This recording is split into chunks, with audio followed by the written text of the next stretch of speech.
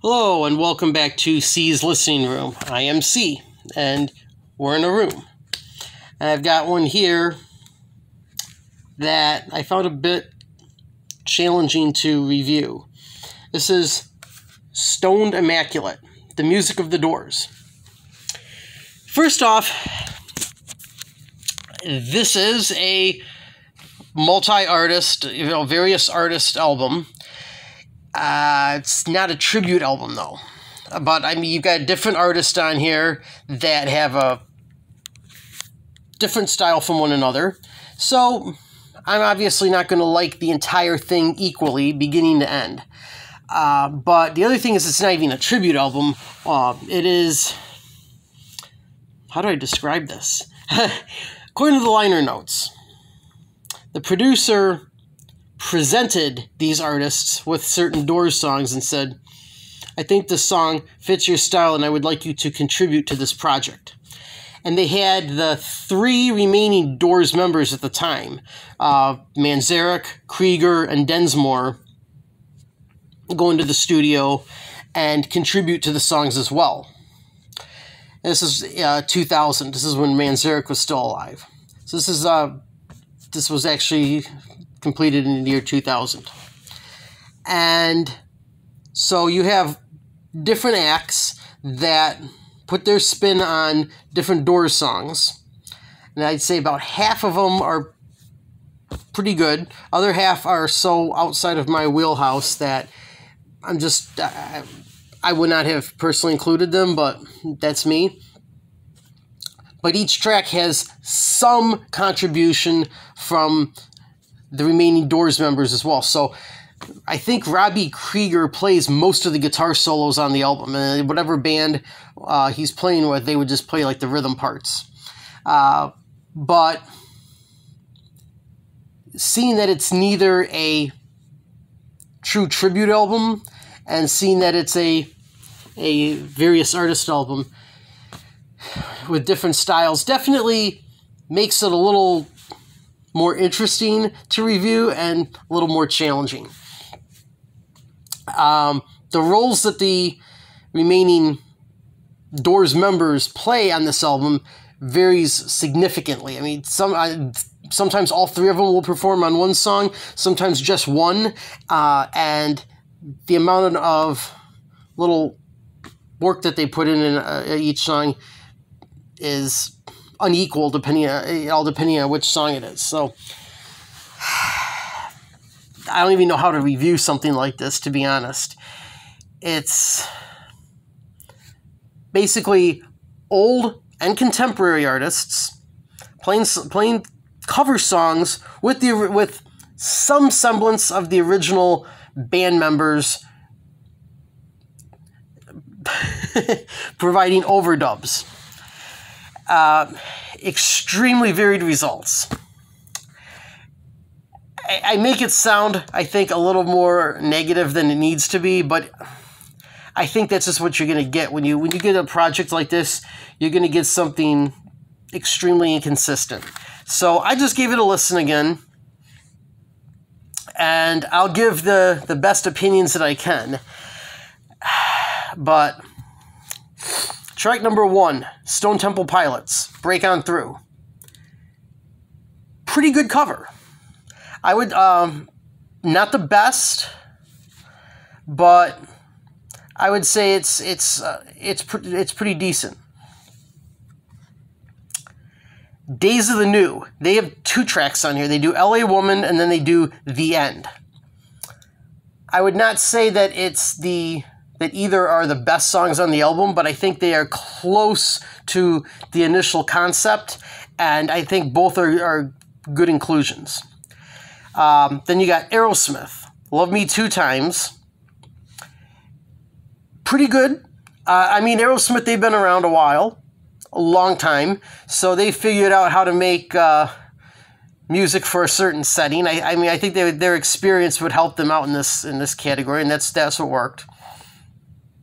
But then you've got stuff like you've got Underwater Fall, and you've got the Cosmic Movie. You've got music from the regrouped Doors.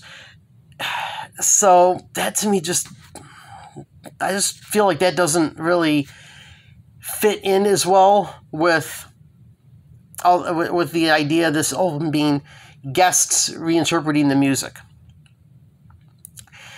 And then you got Ian Astbury in two different aspects. You got a solo project of him doing "Touch Me." Then you got him with the Cult doing "Wild Child." So he kind of gets double billing, but one's Ian Astbury of the Cult, one's the Cult. And I just don't think either of those are the best songs on the album. But I think the further the album goes along, the more it falls apart. All right, track 9, Jim Morrison, Roadhouse Rap. It's basically just him doing banter in the studio before recording Roadhouse Blues. It's like a unrecorded performance, if you will. And I think they were just looking for an excuse to use it on some album and cash in on Morrison's memory, to be honest. I don't think it serves any purpose on this album or any other album. And then William S. Burroughs, a poet, Is Everybody In? Now that was, I guess, an unreleased or unrecorded Doors song, and so he's just basically doing a poetry recital to Morrison's lyrics over top of, I think, the revamped Doors. I think they kind of went in the studio, played the music that would have been on the album, and then William S. Burroughs just kind of did a poetry recital over it. Kind of awkward, I think. Perry Farrell and Exene, Children of the Night. It doesn't really fit anything else that's in the rest of the album. So,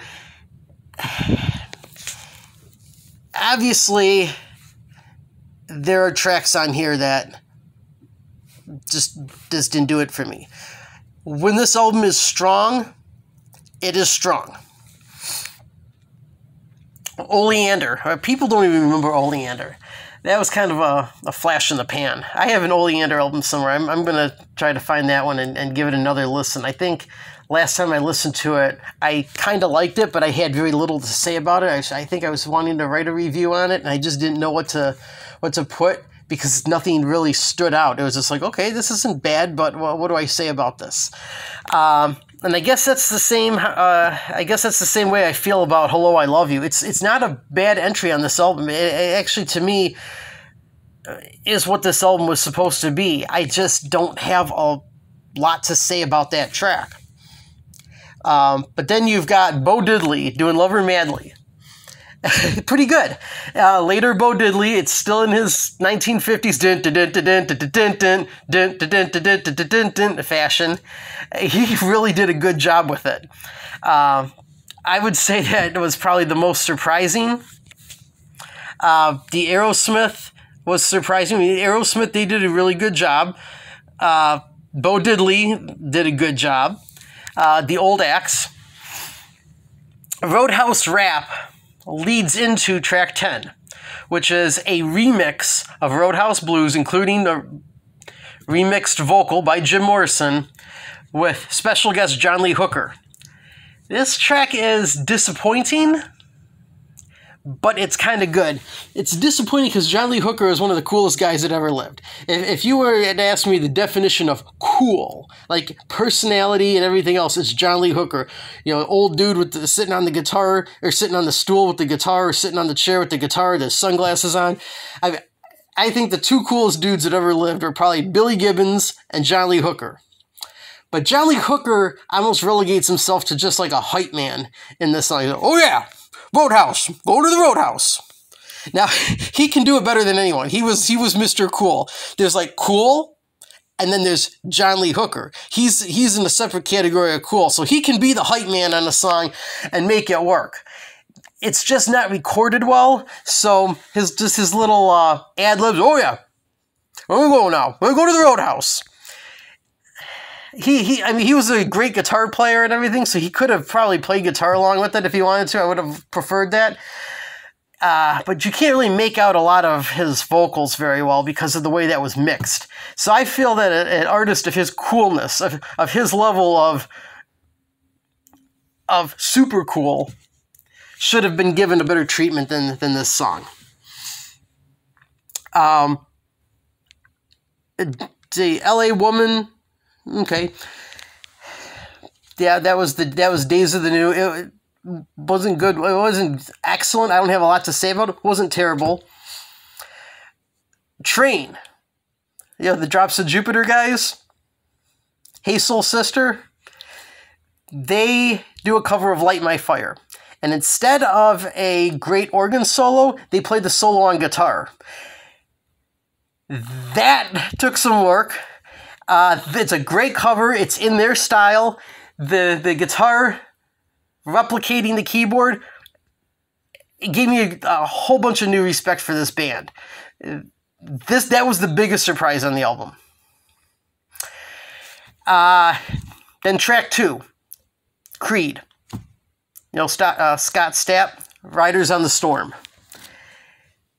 That is what made me buy this album in the first place. Scott Stapp could pass for Jim Morrison's brother. He channels his inner Jim Morrison so well, you would think that they were immediate relatives.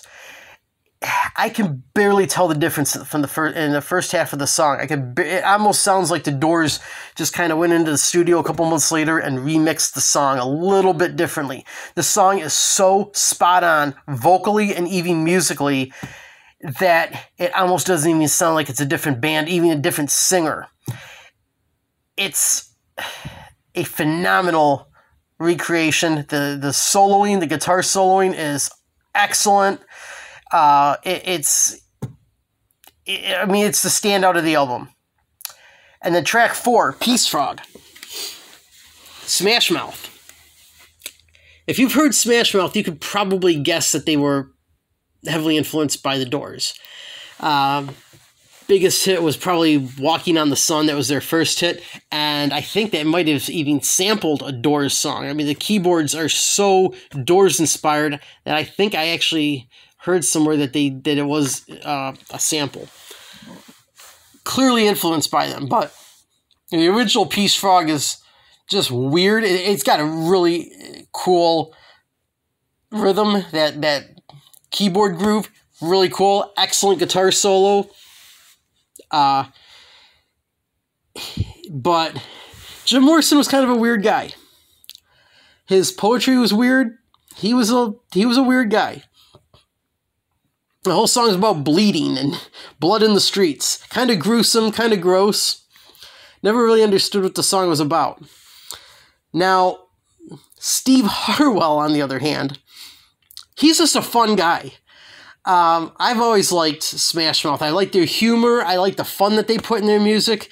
The lighthearted nature of it. It's just a good time. It's like they were having fun when they wrote and recorded their music. It's infectious. And so here they're singing a song about bleeding that references chopping off fingers and stuff. And they do it in such a playful manner that it changes the whole mood of the song. If this was not a cover song of a Doors, if this was not a Doors cover song, it still would have been excellent. I think they outdid the Doors with this. I think and that's actually one of my favorite Doors songs because of the musicianship, because of that solo, because of the keyboard playing. That's one of my favorite Doors songs. I bought the album that it was on just for that song. They outdid the Doors with that. And even if this was not a cover, even if Smash Mouth had written that song themselves, just their personality and their musicianship would have made that the star song. So, what do I give this album? Well, when they actually have these guest stars that are putting their own little flavor on Doors classics, I think it hits a bullseye most times. And I don't care if it's an old artist like Bo Diddley and Aerosmith, or if it was a current artist like Stone Temple Pilots or Train, who did worthwhile renditions. I think they all did a good job with that assignment. It's when you have poetry recitals, you have outtakes from the studio, you have remixes where they take Jim Morrison's voice and add something new to it, I think it fails. And so I think the more they focus on the guest stars, the better this album remains. And that's only roughly half the album. And then they said with the Perry Farrell track, it's not bad, but it just doesn't, to me, it doesn't feel like it flows with the rest of the guest tracks or the guest star tracks. So I would say 50% of this is a really good effort. The other 50% just seems to lose its way, and they're going a different direction with it that I'm not a personal fan of. Instead of going out and buying this album, I would say to go on YouTube and look up the best tracks and just listen to those independently. Basically, you'll cut through the filler that I'm kind of on the fence about and go straight to the headliner songs, where not the songs with the remixes or Jim Morrison's voice with some new mixes over top of it. Go to the Stone Temple Pilots track. Go to the Aerosmith track.